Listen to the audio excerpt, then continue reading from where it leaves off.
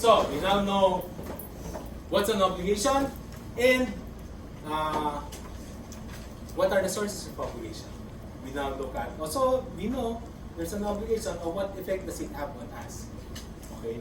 Nature and effect of obligations. Starts out with Article 1163. Every person is obliged to give something, is also obliged to take care of it with the proper diligence of a good father of family, unless the law or stipulation of parties require another standard of care. Here's another classification of obligations. As to object, what are the kinds of obligation? There's a generic or a specific obligation. Indeterminate or determinate obligations. Huh? What's that? Okay. I promise to give to you a cell phone. Do you know what you're going to get? Do you know what you're going to get from me? Yeah. Diba? Do you know what model? No. So do you know what you're going to get from me? No. The answer is yes. What? A It's cell a phone. What kind? I'm not sure. But whatever it is, it's got to be a cell phone.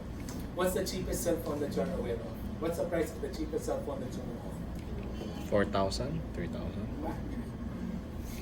There's a 600 peso phone. 500. 600 peso phone. When I saw the phone being sold to me, ano yan? Cellphone ba yan? Pendant.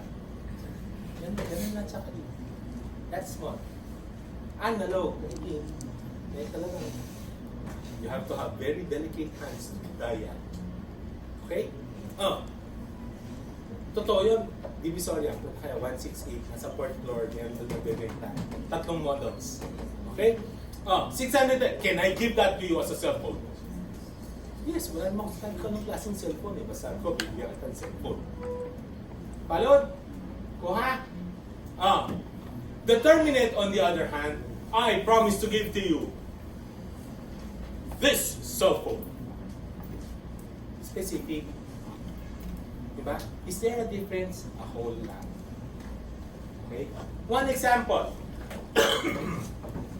I promise to give you a cell phone. So I bought a cell phone in Divisoria. On the way here, it got stolen from me. Am I still liable to deliver to you a cell phone?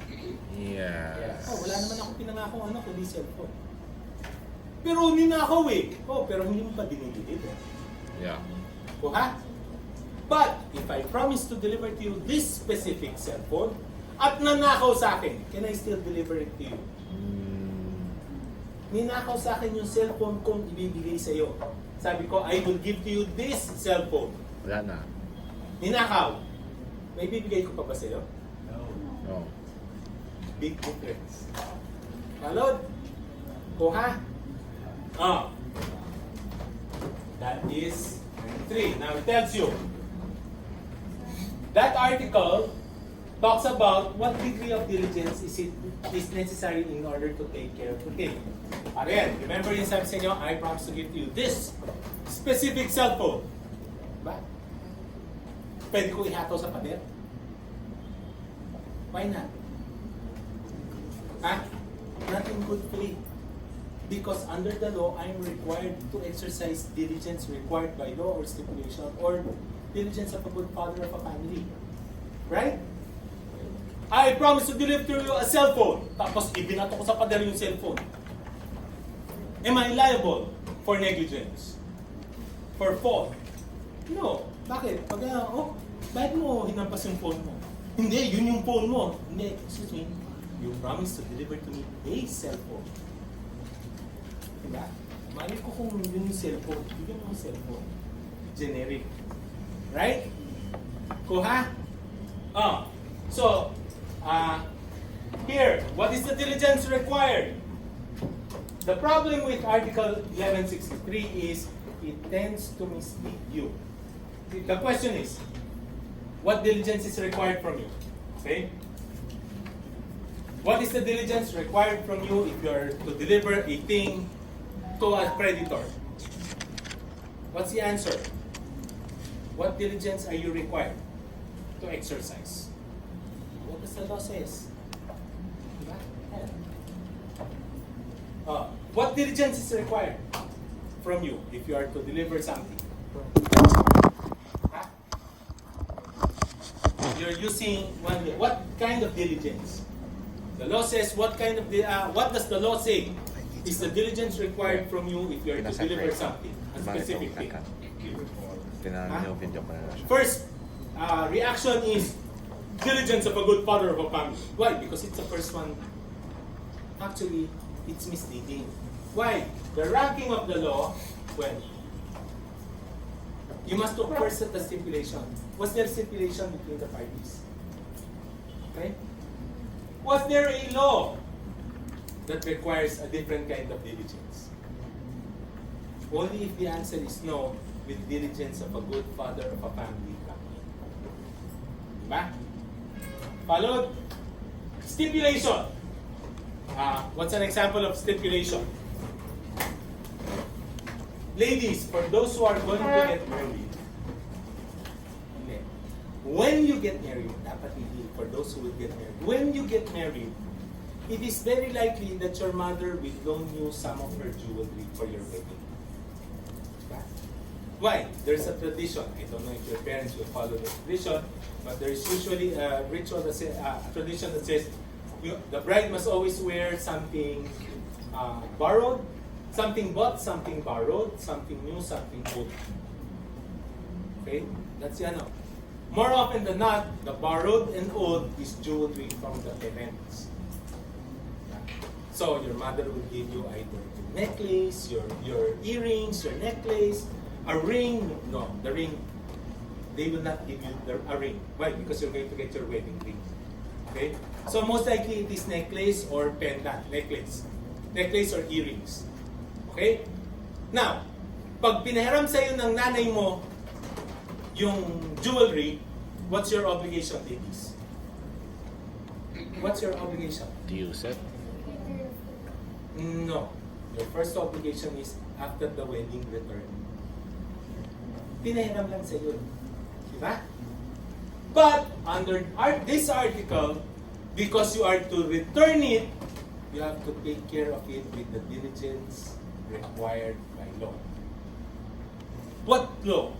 What does the law require? Law, either stipulation or what the law provides. And in the absence, diligence of a good father of a family. Kuha? Unless, of course, nung pinahiram ka ng nanay mo, ito, bigay pa to sa akin ng lola mo. Na binigay sa kanya ng lola niya. Guard it with your life. Diba? Teka, hindi na ordinary ang diligence na pwede mong i-exercise. You have to guard it with your life. Followed? Kuha? Why? Because there was a stipulation to the contrary. Kuha? What about the law? When does the law ever come out with a degree of diligence? Have you ever noticed, bakit sa news, pag na-aksidente ang isang bus, yung passenger bus, laging kinukulong yung driver? Yung driver ng bus. Whether or not, siya may kasalanan. Hindi ba napansin niya?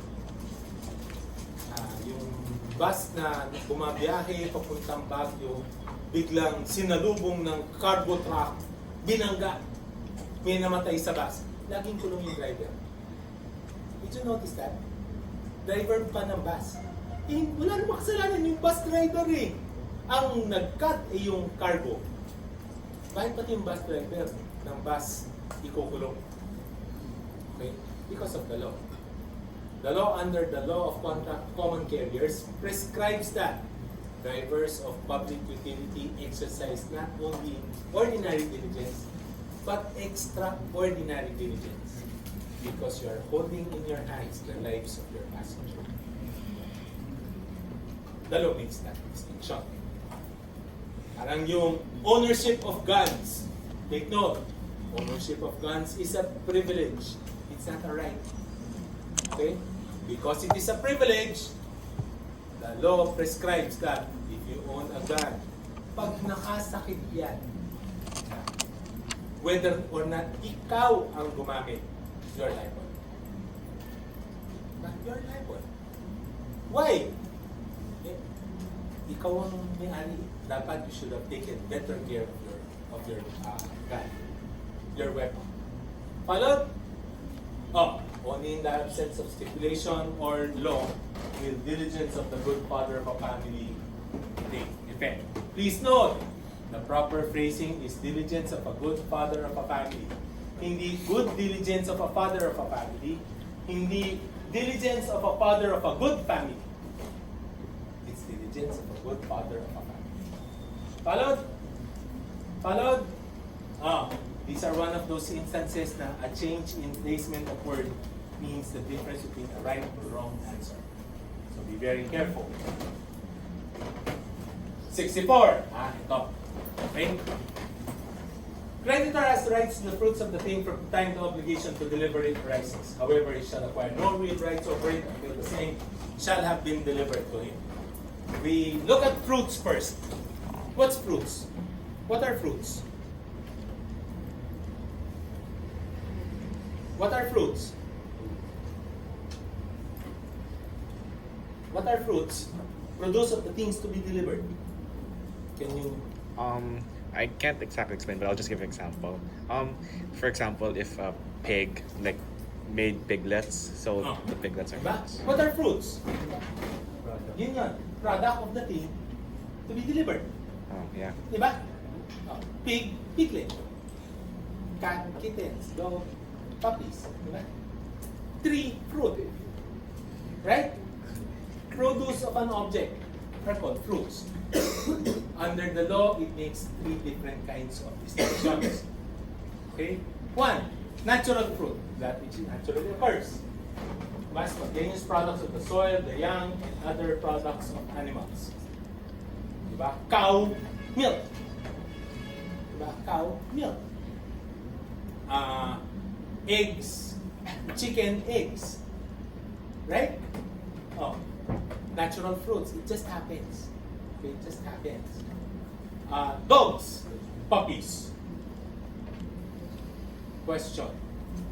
Rice, is it natural No. or industrial?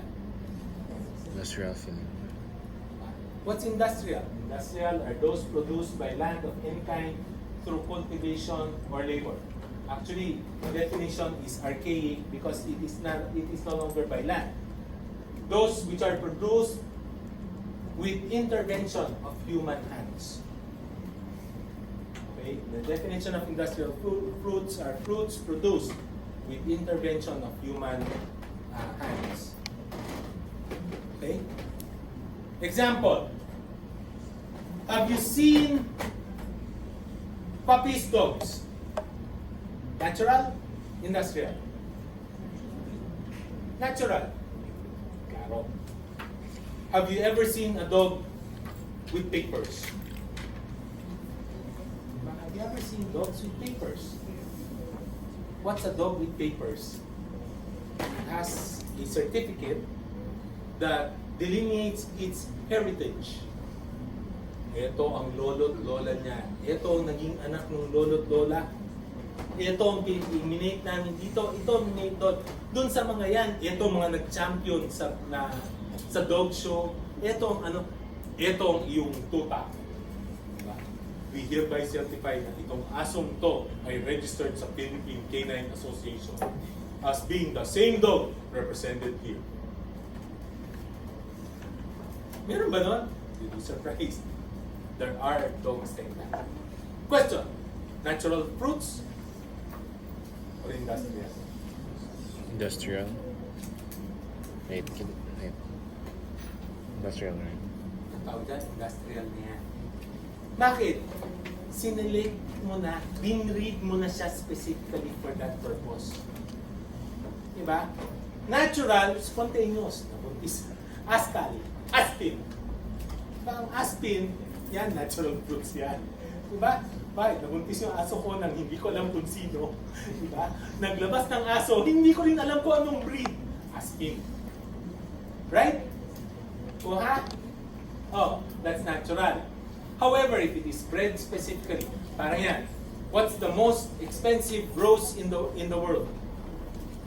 What's the Galaxy. most expensive rose in the world? Ano ang pinakamahal na rose na mabibili nyo? I think in the Philippines, the going rate is 5,000 pesos per stem. My God. 5,000 pesos per stem. Orchids? No. Oh. And that's the sad part. I don't know why you would want to buy one. The most expensive rose is the black rose. The black rose. The next most expensive is the blue rose. Bakit? Bira ka makakit. Binibreed talaga siya to produce that particular kind of rose. Okay? Hindi na siya natural. It becomes industrial. Okay? Rice.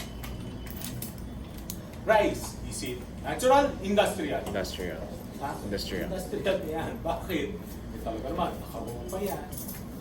Talaga, hindi na harvest, treasure. Hindi na siya. Talagang nag-produce ka ng rice. Industrial na siya.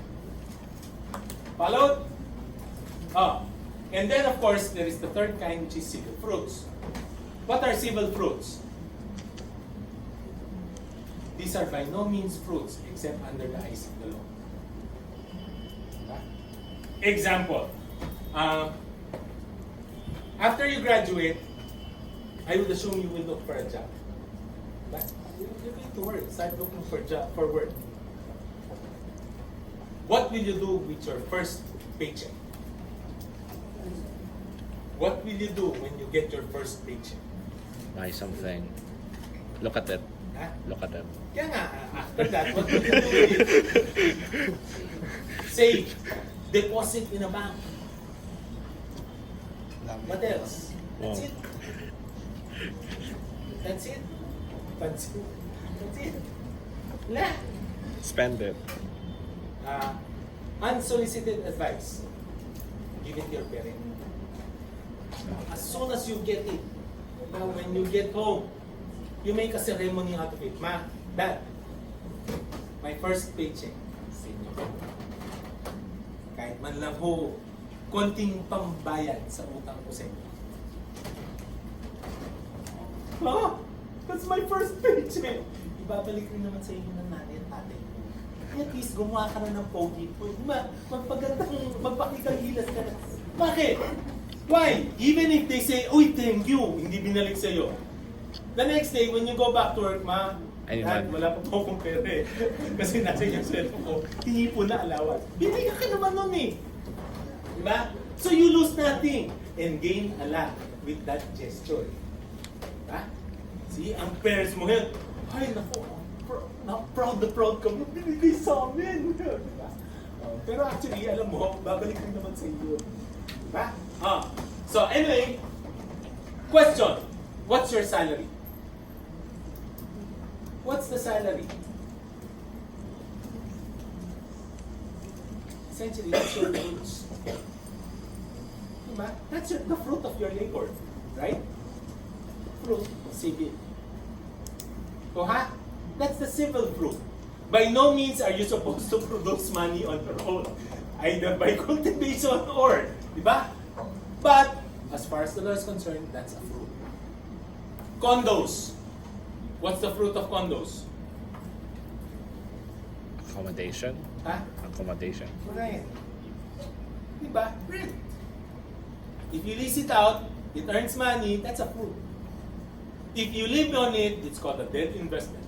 If you look at the financial literacy, different financial literacy book, a condo that you live in is a debt investment. Diba? But if you're making money out of it, it's a life investment. And therefore produces fruits. Follow? Money. Does money have fruits? Does money have fruits? It's called interest. Diba? Fruits. Civil. Having established that, what does Article 1164 talk about? Okay. So, an example. I promise to give to you a specific law. this specific dog, on Sunday, it is pregnant. Okay? After Sunday, Monday comes, I have not delivered the dog yet. So, ano kaya nangyari? Okay. You found out that Monday early morning, the dog gave birth to 7 puppies. May puppies yung dog. Question. To whom does the puppies belong to? Who owns the puppies? I'm sorry. Kanino yung puppies? Can you repeat, sir? Diba? I promise to give to you a specific dog that's pregnant. I will give it to you on Sunday. I was not able to deliver it on Sunday. Monday, you discovered the dog gave birth to 7 puppies. It goes to the buyer. Sa inyo. Diba? Why? Sa Yes. inyo? Eh, hindi ko pa binibigay sa inyo yung dog. I still have possession. It's the fruits. Is it mine or yours? The Sa whoever inyo bought na? it. Yeah. Salmons. Bakit? Because they're the fruits, eh. Ah. The puppies. They're the fruits. And whatever. When is the obligation to deliver the dogs? When was I have supposed to deliver it? Sunday. Sunday. If I had delivered the dogs on Sunday, the puppies would have been born in your custody. Diba? If I delivered it on Sunday, nanganak yung aso Monday, nasa inyo yung puppies. Diba? Klaro. So, who's entitled to the puppies? Diba? Sa inyo yun. Right? It becomes your puppies. Right? That's what the first paragraph is saying. That's where the first paragraph is saying. First sentence is saying. That's what it's saying. A creditor is entitled to the fruits of the thing from the moment the obligation to deliver it arises. In other words, pag bibigay ko na yun sa iyo, whether ibinigay ko na o hindi, whatever fruits it produces, it belongs to you. Kuha? Kuha? However, he shall acquire no real rights over it until the same shall have been delivered to you. Ano yun? So, we've established. Do you own the puppies? Yes. Diba? Can you ask for the puppies? Yes. Diba? Can you pet the puppies? Yes. Can you groom the puppies? Can you Yes. feed the puppies? Yes. The answer to the last 3 is, how can you? You don't have it yet. It's still with me. Ano? I haven't delivered it to you yet. You're just going to have to ask for it. When can you do all those things? Feed, groom, name the puppies, pet the puppies. When can? As soon as you get it. If you don't have it, that's it. Diba? You cannot do anything. Kuha? Followed?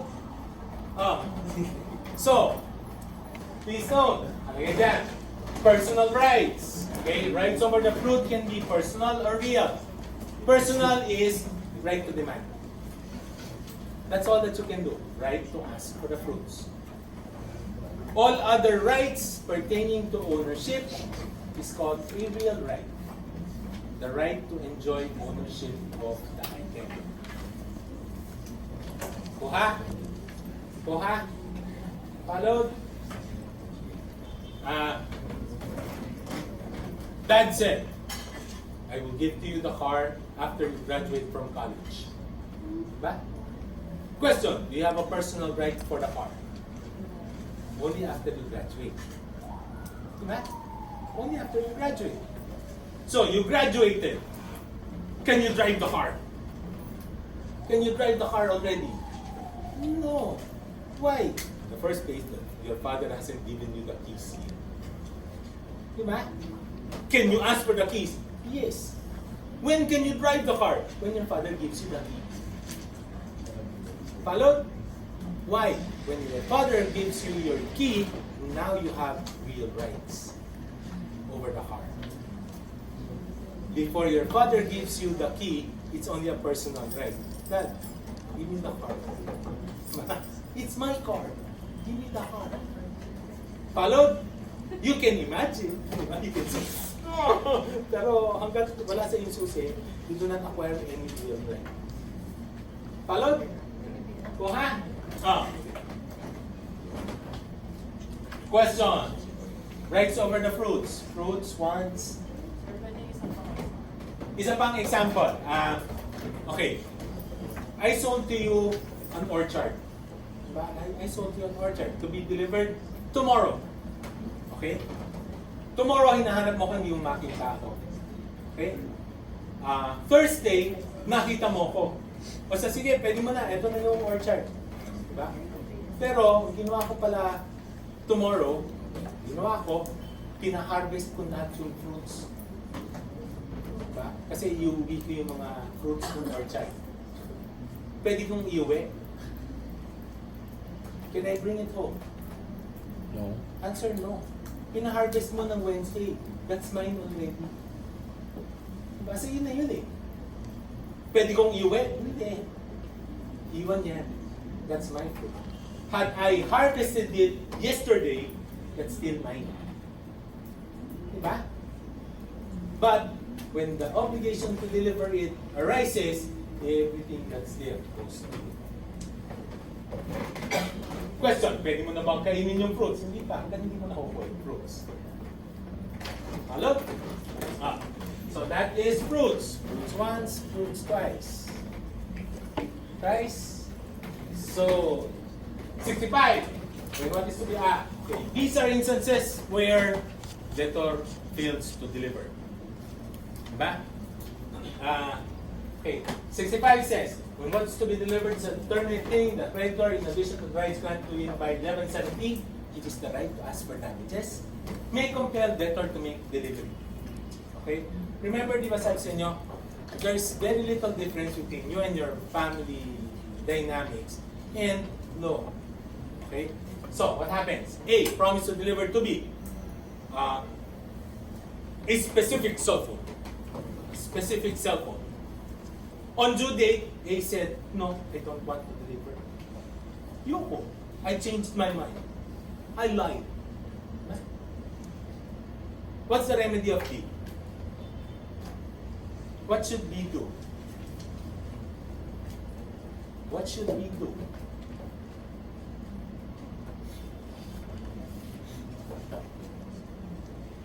Mabalik tayo sa magkapatid. Ikaw at ang kuya mo, sabi ng kuya mo, sige, bibigay ko yung cellphone na to. On Friday. Promise yan. Birthday mo on Friday, bibigay ko yung cellphone ko sa'yo. On your birthday, ayoko na. Anong gagawin mo? Sumbong sa parents. Diba? If it was A, B, A promised to deliver a cellphone to B. On due date, A refuses to deliver. What's the remedy of A? Magsusumbong. Kanino?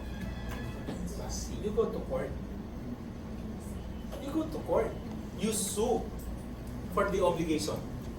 Okay? Now, the court will then act like mother, literally. Oh, so what happened ba? Ano nangyari? What's the stipulation? What did you agree on? Did you promise? Yes. Oh, why are you not delivering? I don't like to anymore. Okay? What's the remedy of the creditor? Ba? What's the remedy of the creditor? Your Honor, can I have the cell phone? Can you ask him to give the cell phone to me? Court will say, tama nga naman. A, give the cell phone. Ba? Give the cell phone to B. A says, ayoko. Ayaw mo ha. Sheriff, pakikuha yung cellphone. Kukunin ng cellphone, literally, forcibly. Kukunin yun. Sorry. Bibigay kita. That's it. First paragraph. You can compel the debtor to deliver the specific thing. Okay? Kuha. Hence, yung mga remata, di ba? Binibitbit yung gamit palabas ng bahay. Because of that. Okay? Followed? Second paragraph. What if what was to be delivered was indeterminate or generic? Diba? Or generic. Then, ganito mo yan yan. A promise to deliver to B a cell phone on Friday. On due date, A refuses to deliver. B went to court, told court, Your Honor, he promised to give me a cell phone. Can you ask him to give me a cell phone? Court will tell A, give him a cell phone. Sabi ni A, Yoko. Yoko. Bakit ako magbibigay ng cell phone? Diba? What will the court do? Ayaw magbigay, ha? Sheriff, tawid ka nga dun sa tapat na mall. Meron dun Samsung na tindahan. Bilhin mo yung Note 10 Plus. Ito order ng court. Bilhin. I-charge na si A. Kung babayad yan si A. Sabihin ni A, Your Honor, teka naman. Cellphone lang ang pinangako ko. Bakit naman yung pinakamahalang pinili mo? Ang sabihin na court, ayaw mo mag-deliver eh. Ako ang pipili ng phone. Ayaw mo magbayad ng Note 10? Bigay ka ng phone. Kuha. Second paragraph. Diba? That's second paragraph. Kuha. Third paragraph. This one is totally different. If the obligor delays or has promised to deliver the same thing to two or more persons who do not have the same interest, he shall be responsible for any fortuitous event until he has taken effect of delivery. Okay, first, what's delay? Delay means late in the performance of the obligation, which we will tackle later. Okay, we will tackle later. Fortuitous event. What's fortuitous event? These are events which cannot be foreseen, or if foreseen is inevitable. But you cannot be made responsible for something beyond your control. Actually, that's what But I'm unless you are in delay or you have promised to deliver the same thing to two or more persons not having the same interest. Kuha? Palod? Kuha niya? Ano yung promise to deliver the same thing to two or more persons not having the same interest? Are you familiar with the phrase namamangka sa dalawang ilog? You're from what province? Manila. Very rare na ang nakikita kong nakakalam ng phrase niya.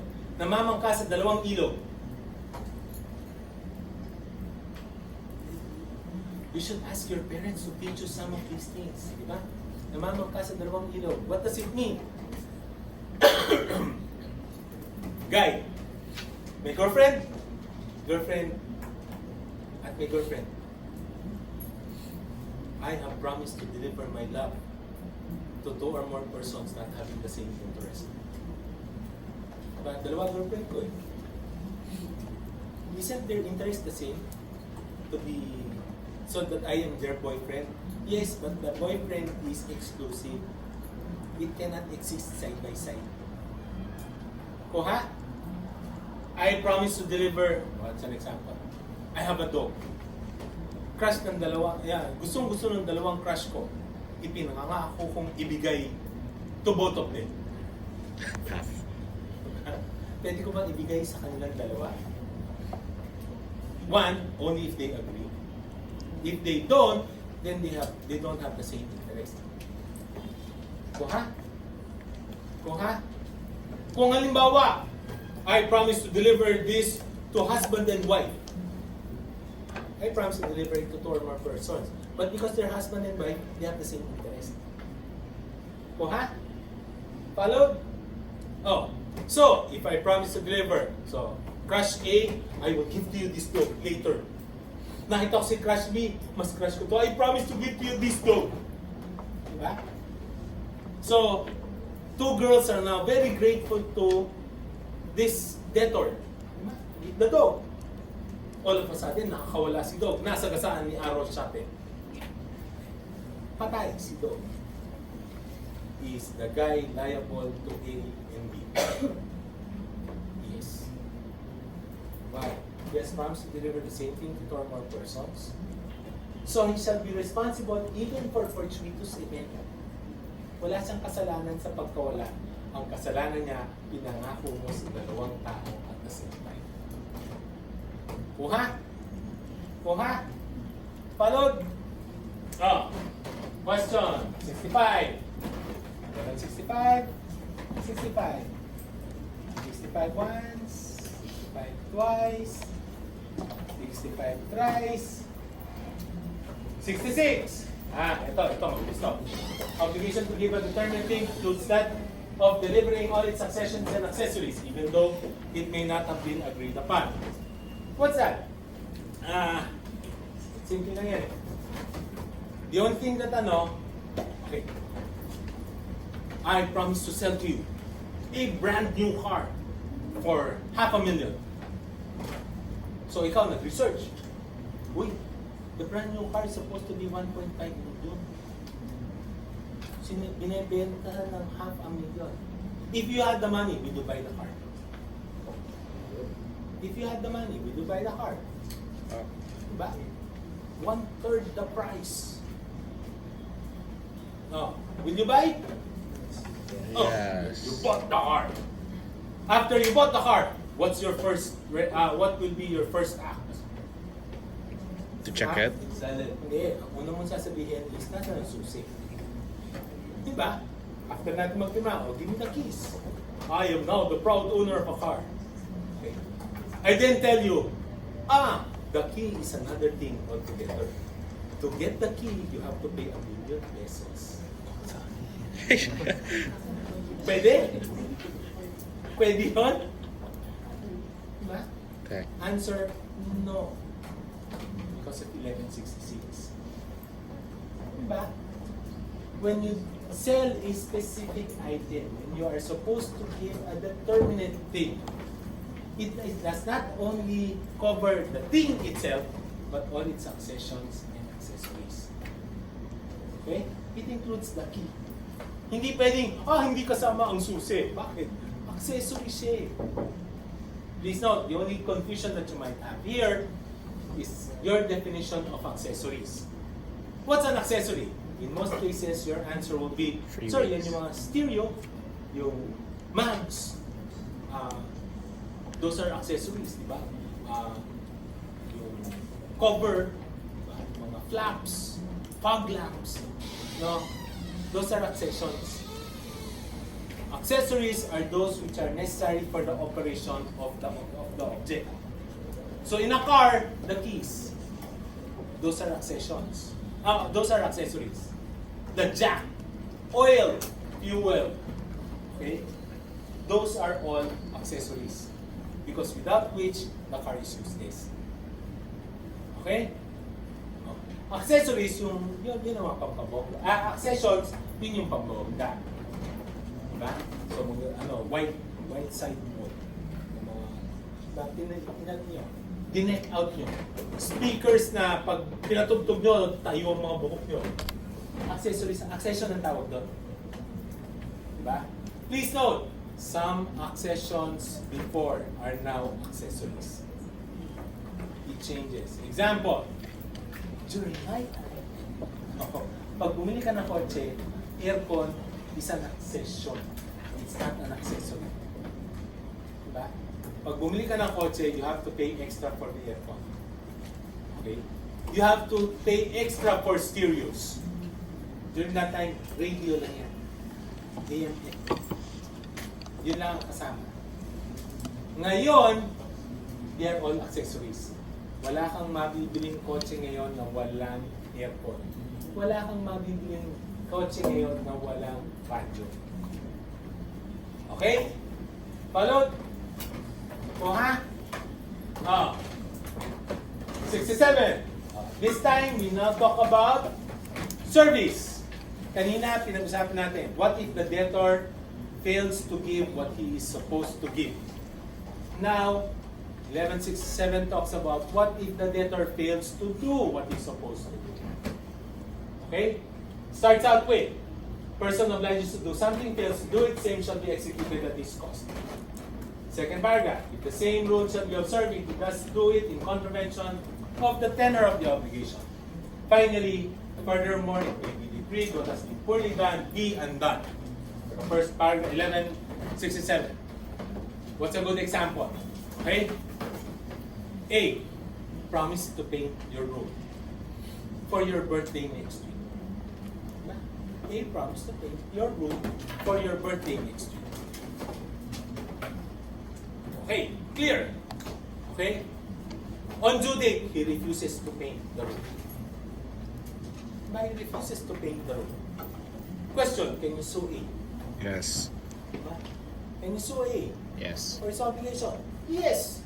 What will the court do? Court will say, okay, what's the stipulation? Also, what do you want me to do? What can you ask the court to do? Force him to paint. Your Honor, can you force him to paint my room? The court will say, no. I cannot. Ha? Bakit?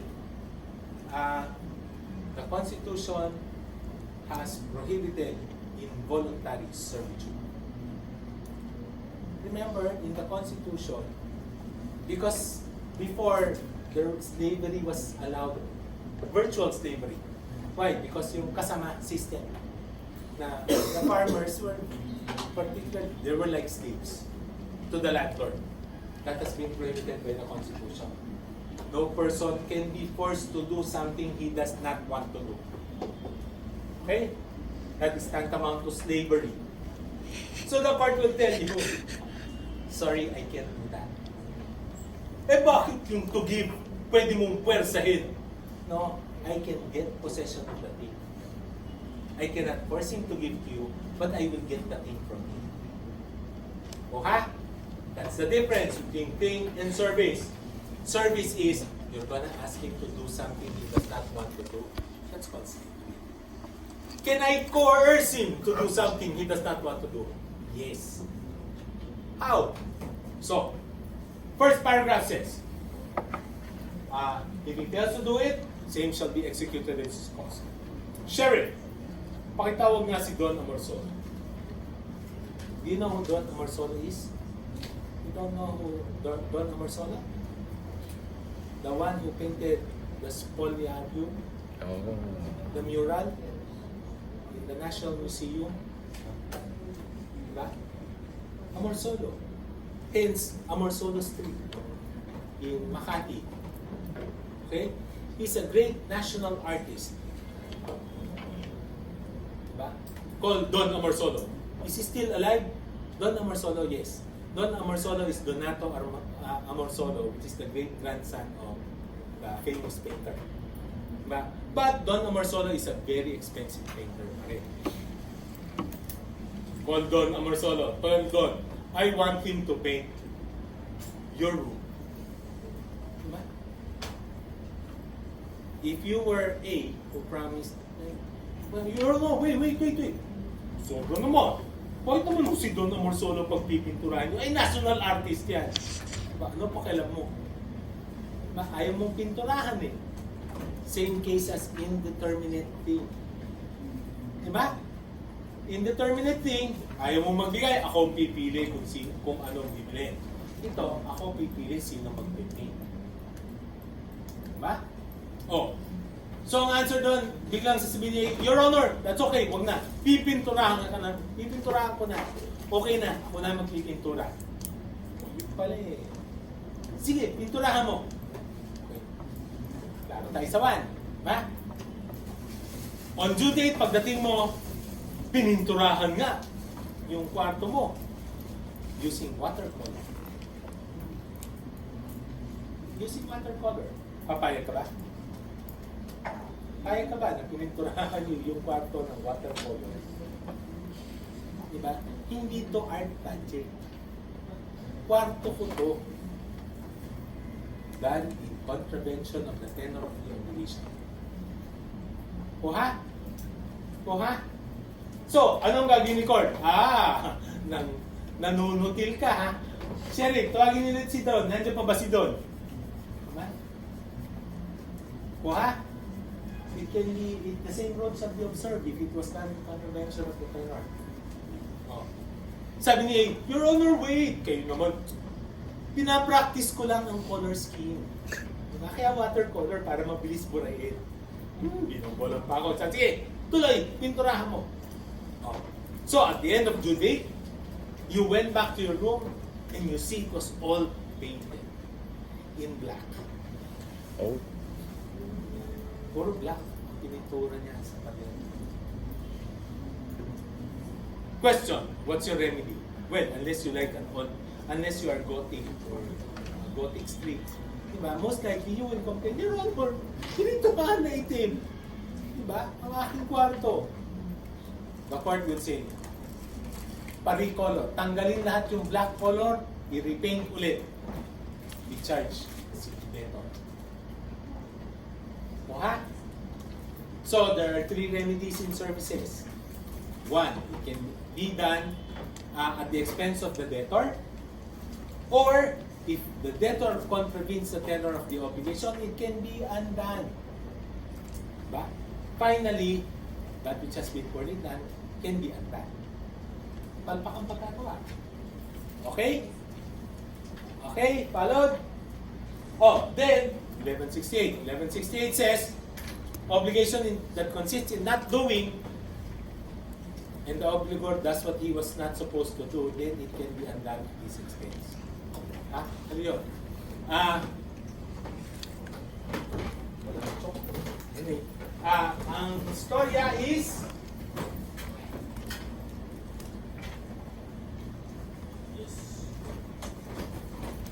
vacant lot.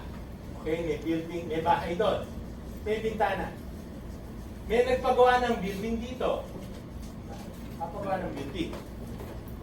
Sabi nila, matatakpan niyo aking bintana. Okay.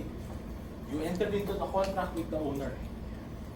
I will pay you 10,000 pesos if you do not build a wall on my window. Tinanggap ang pera mo. Tapos nagpatayo siya ng building. Ano remedy mo? You can have it torn down. You can have the building torn down. Bakit? Sinabi niya hindi siya magtatayo ng building. Nagtayo siya ng building. Kuha? Kuha? Oh. Let's look at something simpler. You entered into a contract with your neighbor so that he does not park in your driveway. Huwag mong harangan yung driveway ko. Ito, bibigyan na kita ng 10,000 pesos. Huwag ka lang mag-park dyan sa harap ko. Okay? Nag-park pa rin. What's your remedy? What's your remedy? You go to Mayor Isko. Sir, meron ho ditong naka-illegal parking. Pakitaw na ho. Totoo yun na. Are you liable? No. Why? It can be undone at the expense of the debtor. Kuha? Kuha? Ah. 68. 69. Ito, delay. This is a fairly long article. What's delay? Talks about those obliged to deliver to do something incurs delay from the moment the obligee judicially or extrajudicially demands from them the fulfillment of the obligation. Okay? First, let's talk about delay. What's delay? Failure to deliver the object on time. Take note, there are 2 kinds. Ordinary delay, which is due date, you did not deliver, you're in delay. Okay? Question, are you liable for damages? Not yet. Why? Because there's no legal delay. Okay? Why? Lagay doon. You become in legal delay only if debtor has judicially or extrajudicially made a demand.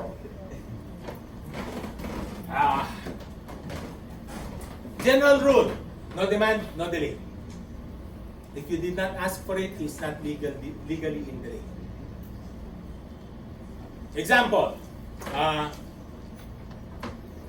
pet peeve ng babae. Nakalimutan ni lalaki ang anniversary niyo. Away ba? Hindi. Away ba? Hindi. Nakakalimutan ng anniversary. Does the girl have the right to get mad?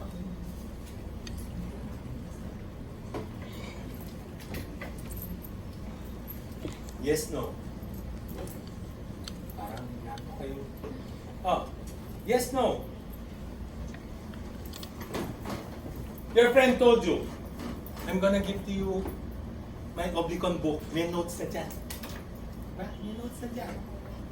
I'll give to you on Saturday. Okay? Nagkita kayo Saturday, nagbatihan, ganyan. Okay? Tapos umuwi kayo, nag-iwalay. Question, is your friend in the late?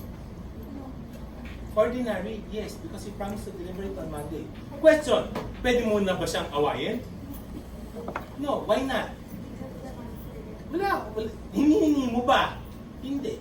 So, no demand, no delay. Hingin mo muna. Once hiningi mo, then, we must determine whether the debtor complied na. Kung hindi siya nakapag-comply, delay. So, ha? Followed? Oh. So, that is the general rule. First paragraph, simply to simplify first paragraph, no demand, no delay. Diba? That's it. Now, second paragraph then tells you, however, there are exceptions. Diba? There are exceptions. Even if there is no demand, in the following instances, automatically in delay. Okay? One, when the law or when the stipulated obligation or the law expressly or so declares. What's an example? De La Salle University. Until when are you allowed to pay your tuition fee? This You day. just enroll. Until when?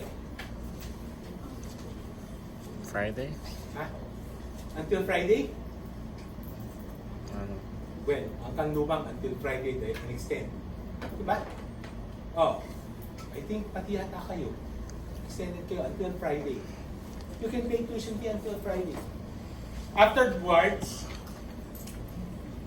what happens? What happens after that?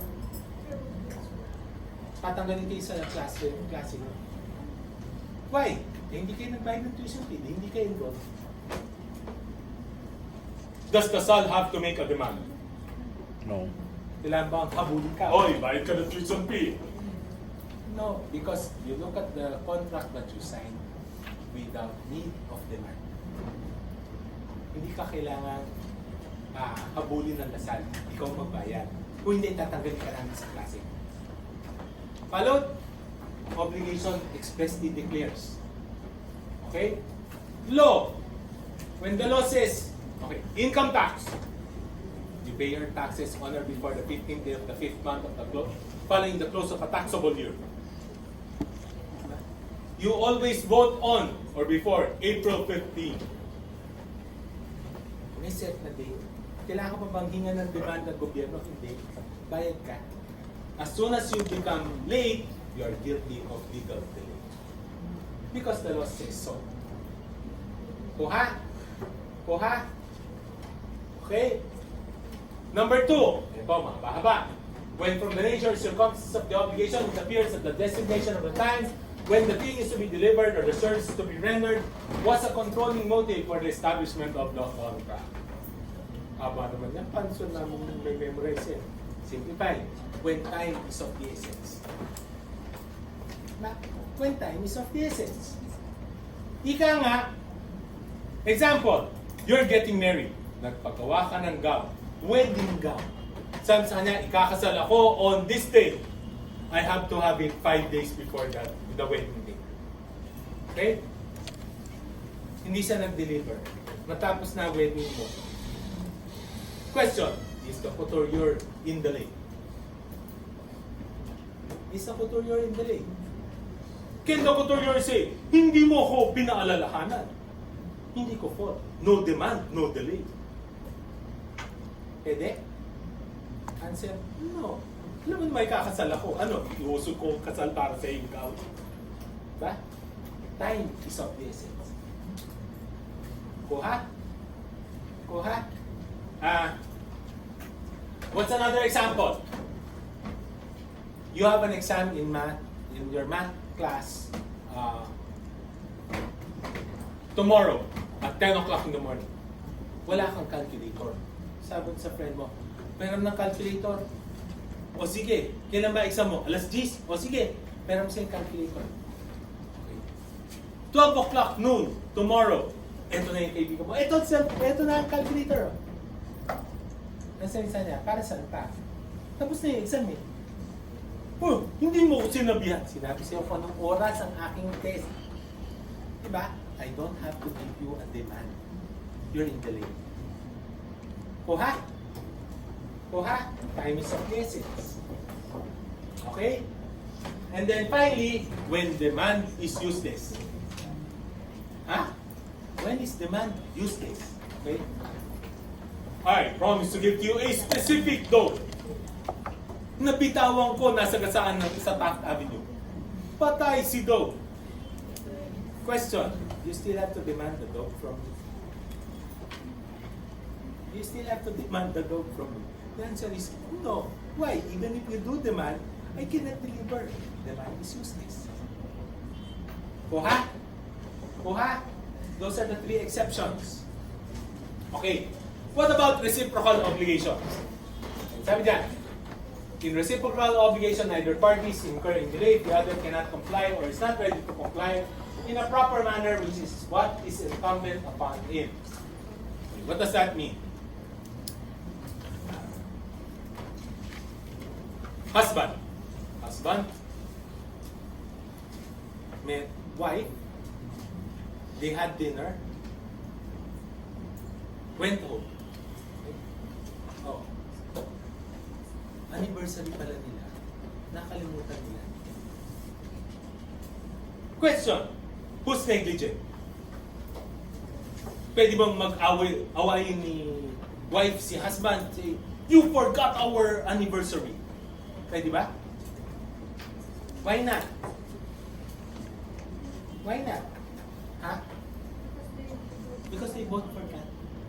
Diba? They're both in delay. Diba? They're both in delay. So you cannot say that both are in, that one is in delay because you're both in delay. Kuha? Yung isa sabi, kung nakakalimutan ng isa, nakakalimutan rin ng kabila, walang in delay sa inyo.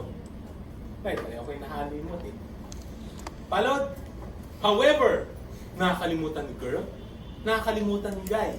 Pag uwi nila, nakita nila sa kalendaryo, uy, anniversary pala natin ngayon. Oo nga, no? Oh. Since it's our anniversary, sabi ni babae, ito yung gift ko na binili para sa iyo. Patay na si lalaki. Diba? Pag hindi naglabas ng gift si lalaki, away yan. Diba? Why? The other party is already willing to comply. As soon as the other complies, you're now obligated to do your obligation. Diba? Moral of the story. Guys, always keep an extra gift in hiding. Just in case. Diba? Okay, make sure you have something on the side. Ito ang anniversary gift sa iyo. Okay? Followed? Kuha? That is, please note. So, it tells you that there are 3 kinds of delays. Okay? 1, delay in the delay of the debtor, which is mora solvendi.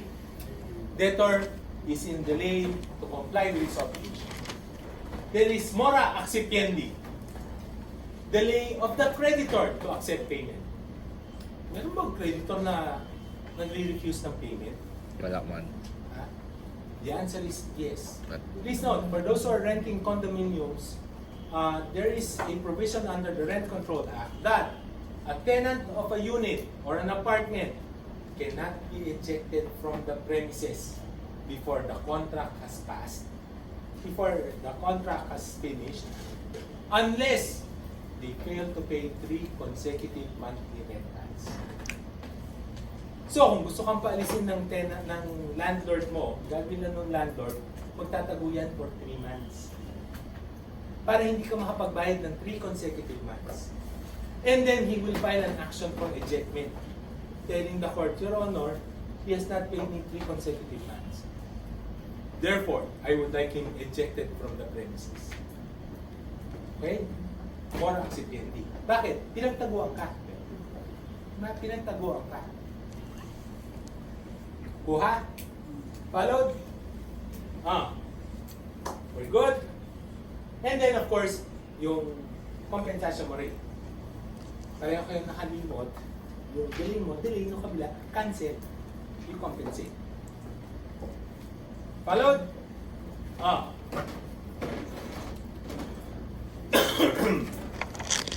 Please note, 1170 tells you, those who are in the performance of their obligation are guilty of fraud, negligence, delay, or in any way contravene the tenor thereof, are liable for damages. Remember, damages is mental under 1159. We discussed mental, diba? Moral, exemplary, nominal, temperate, actual, liquidated. Diba? When can you ask for it? Answer is, if in an obligation, there is fraud, negligence, delay, violation of the contract, you can ask for damages. Followed? So, what is fraud? Fraud in Latin is called dolo. Okay? There are two kinds. Dolo causante, dolo incidental. Okay? What's causante? The reason why there is an obligation is because of the fraud. Okay? Example, budul-budul ka. Are you familiar with budul-budul? They will give you, ito, kita mo, this is gold and all that. Diba? Huwag mong gagalawin. Bayaran mo ako ng ganitong kalaki, iwan ko na sa'yo. Ikaw na ang may-ari niya. Pag binuksan niya, afterward, puro dyaryo. Puro, fraud. Why? At the start of the obligation, the reason why you entered into obligation is because of the fraud. Followed? Followed? As opposed to dolo incidental. What's dolo incidental? The obligation was valid, it was in the fulfillment of the obligation that the fraud took place. Diba? Oh, I am selling to you genuine Note 10 Samsung. Diba? Note 10 Plus Samsung. Okay, chinek mo, uy, original. O sige, bibilin ko na yan. Magkano? 50,000? O sige, ito 50,000. Pagbigay sa'yo, pinantang ko ng fake na China phone. Is it causante? No, incidental. Bakit? Nakita ko yung gusto kong bilhin. Original, genuine. Yung pag-deliver mo sa akin, fake. Diba? Lazada. Lazada is incidental. Uy, maganda, mukhang genuine. Oh. Pagpadala sa'yo fake, balik mo. Incidental. Dolo. Followed? Followed? Negligence is called culpa. Okay? Which is culpa quotidiana, quasi-delict. Or culpa contractual. Which is, because of your fault, you cannot comply with your obligation. Tulad nun, I promise to give to you a specific dog. Nakakalimutan kong pakainin na matay. Diba? Through my negligence, namatay. I cannot comply with the obligation, I'm liable for damages. Followed? Kuha? Delay, nakuha na natin. Contravention of the terms, nakuha na rin natin. We're good? Ito, 1171. Responsibility arising from fraud is demandable in all obligation. Any waiver of future fraud is void. We know that. If you commit fraud, you're liable for damages. Diba? Pag nandoko ka, pwede kang sampalin. Diba? If you cheat on your girlfriend, pwede kang sampalin ng girlfriend mo. Right? Liable for damages. Okay? I just hope that you girls, you do not get to that stage where you are already desperate to have a boyfriend na pag sinagot mo si lalaki, alam mo, okay, kahit na mag-cheat ka, okay lang sa akin. Huwag naman siguro kayo ganun ka-desperado. Diba? Waiver of an action for future fraud is void. In other words, parties cannot agree. We trust each other so much that even in case of fraud, we promise not to sue each other. Sabi na court, that's void. That's not allowed. Kuha? Waiver of future action for future fraud is void.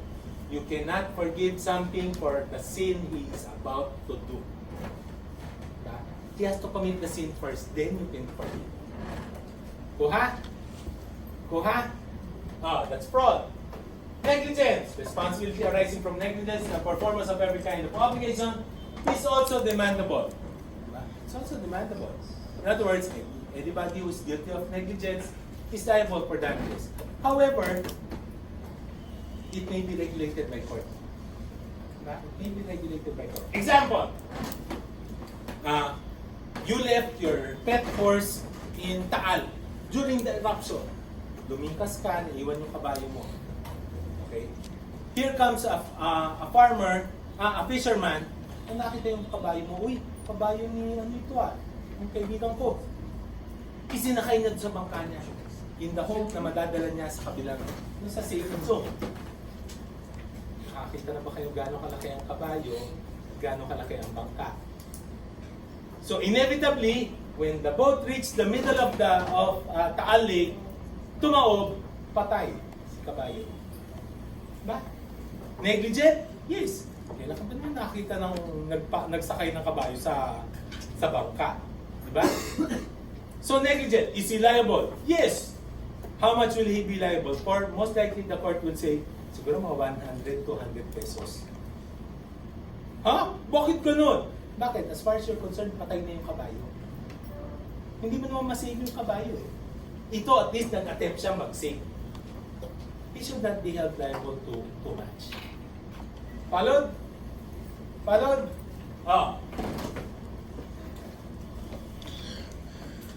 Take note, 1173. When do you say that there is fault or negligence? Okay, so sabi yan, fault or negligence of the obligor consists in the omission of the diligence required by the nature of the obligation. Okay, so, if you fail to exercise the diligence required, okay, then you are liable for damages because you're considered to be negligent. Diba? This is the better phrasing of the law. Remember, diba sabi natin, in an obligation to give a specific thing, you're required to exercise the diligence of a good father of a family unless there is stipulation or the law states another degree of care. Ito ang better term. Okay? If the law or contract does not state the diligence which is to be observed in the performance of the obligation, that which is expected of a good father of a family shall be required. Ito ang regular diligence. Kuha? Kuha? So, how do you know if it's negligence? Okay? Then you look at circumstances of nature of the obligation, circumstances of person, circumstances of time, circumstance of place. What does that mean? Okay. Bodyguard ka. Bodyguard ka ng celebrity. Nabaril ng celebrity. Are you negligent? Yes. Bakit? The nature of your contract presumes that you're supposed to protect your client. Kung may mangyari dyan, negligent ka. Nature of the obligation. Right? Circumstance of person. And then, let's look at better and place. Binilang mo ang pera mo in public. Are you negligent? You counted your money in public. Are you negligent? Yes, no. Yes, no. Diba? Yes. Diba? Binilang mo ang pera mo in public. Nasa bangko ka. Are you negligent? Hindi, kasi nasa bangko ka na eh. Diba? Binilang mo yung pera mo sa gitna ng Taft Avenue. Are you negligent? Take note, it's a single act, but it depends on the place. Whether you're negligent or not. Binilang mo ang pera mo ng alas 12 ng tanghali. Are you negligent? No. Alas 12 ng tanghali. Binilang mo ang pera mo ng alas 12 ng gabi. In public. Teka. Bakit ka nagbibilang ng pera ng alas? Naghahanap ka ba ng mga hold up sa'yo? Diba? Isang varsity player na bodybuilder. Binilang ang pera niya in public. Negligent? Baka matakot ang mga taong lumabas niya, baka hindi siya negligent. Diba? isang sexing 4-footer na babae na, naka-shorts at saka naka-tank tops, binilang niya ang pera niya in public.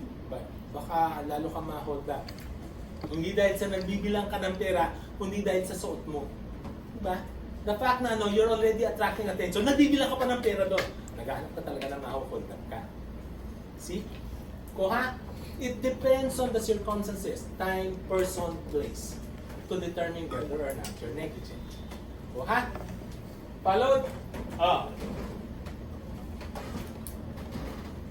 Except in cases, okay, specified by law and when it otherwise declared by stipulation or the nature of the obligation requires the assumption of the risk, no person shall be responsible for events which is unforeseen or which foreseen were inevitable. Remember for 3-7? Kinuha na natin to. What's for 3-7? Events which cannot be seen or which, though foreseen, is inevitable. Take note. Ordinary, extraordinary. Ordinary means this can be reasonably foreseen. Okay? Extraordinary, talagang wala kang kaalam-alam. Reasonably foreseen, bagyo. Alam mo, may tatamang bagyo. Okay? Ang extraordinary, lindol. Putok ng bulkan. Nobody could reasonably foresee. O ha? O, sabi niyan, in case you cannot comply with your obligation due to a fortuitous event, you cannot be made liable. Okay? So, what are the requisites? 1, event must be independent of the human will or at least the debtor's will. In other words, walang kasalanan ang debtor. Ika nga, tinamaan ng kidlat. Malay ko ba tatamaan ng kidlat? Diba? Buti kung kinabitan ko siya ng lightning attractor, na malaking antena para tamaan ng kidlat. Kasalanan ko. Diba? Pero kung wala akong kakasalanan, hindi ko talaga kinontrol. Diba? Example, in a typhoon, biglang ginawa ko, tinakbo ko sa ibabaw ng bundok yung baka. Itinali ko sa bakal na poste. Ano ba ako? Tinamaan ng kidlat. Wala ako, liable ako. Bakit? I caused it. It was not the lightning. Kuha? 2, event could not be foreseen or foreseen is inevitable. Foreseen. Typhoon. Wala kang magagawa. Unforeseen. Pumutok ang bulkan ng Taal. Diba? Yung kabayo na ibibigay ko sa inyo, nandun sa Taal. Patay. I cannot predict. Diba? How about foreseen but inevitable? Okay. What are you going to do? You were out going on a yacht. Diba? From Manila Bay, you went out. All of a sudden, you see a 100-foot wave coming towards Manila. What will you do? What will you do? A 100-foot wave coming at you towards Manila. Ano gagawin niya? What will you do? Give up. Ha? Give up. Pray. Oh. May, kahit na nung gawin mo, tatamaan ka eh. So, dasal ka na. Okay na po. Para yung deep impact. Diba? Wala na eh. Tatamaan ka talaga eh. Okay? So, inevitable. 3, fortuitous event must have affected the obligation in such a way where obligation can no longer be delivered. In other words, kailangan, because of the fortuitous event, hindi mo na ma-comply yung obligation. Okay? Finally, debtor must be free from any participation in the aggravation of the injury or the loss. Which means, sige, tatamaan na magkakaroon na ng typhoon. Alam mo na magkakaroon ng typhoon. Ginawa mo, dinala mo pa sa ilalim ng swimming pool. Or kung saan bumabaha lagi, doon mo pa ipinay. You cannot claim fortuitous event. You were guilty of aggravation. But if you did not do anything, binaha siya, it can be fortuitous event. Followed? We're good? Nabibilisan na kayo? Diba? We stop there. We start with 75, usurious contracts. Okay? If you have any question, I'll spend the next few minutes